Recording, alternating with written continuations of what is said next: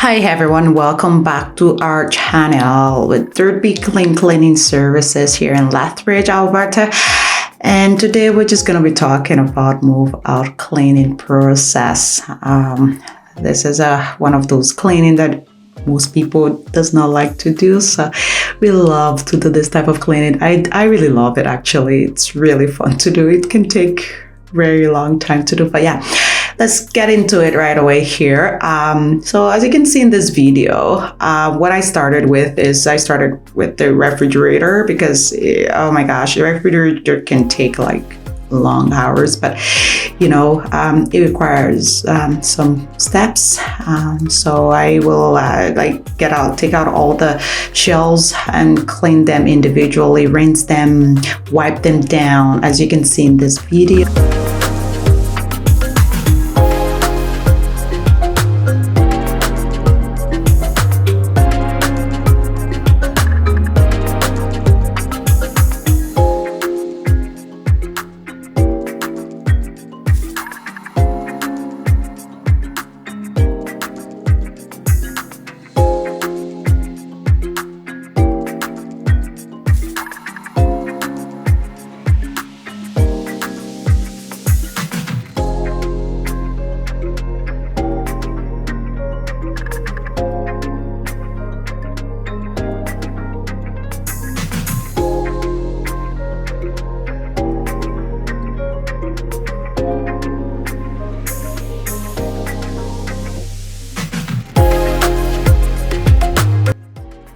So I'm just rounding up the refrigerator, and after that I pre-spray the oven with the oven cleaner, and I leave the chemical to walk to cut off the grease in the oven.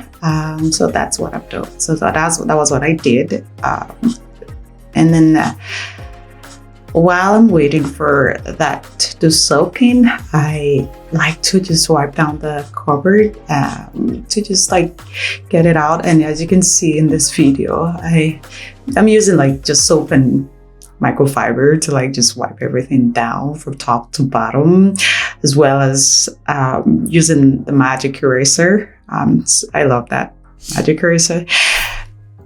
It's really, really, really good for taking off spots. As you can see, this cupboard is really white, and so there are some dark spots on it from grease and stains from underneath the pots, and it's just really good for removing stains in general on the walls and cabinets. And so yeah, I just like magic eraser. I don't know what I can do without it. So yeah, that's what I'm doing. Just cleaning all the cupboards and wiping them down, drying them at the same time because I don't want to leave any water residue on the cupboard.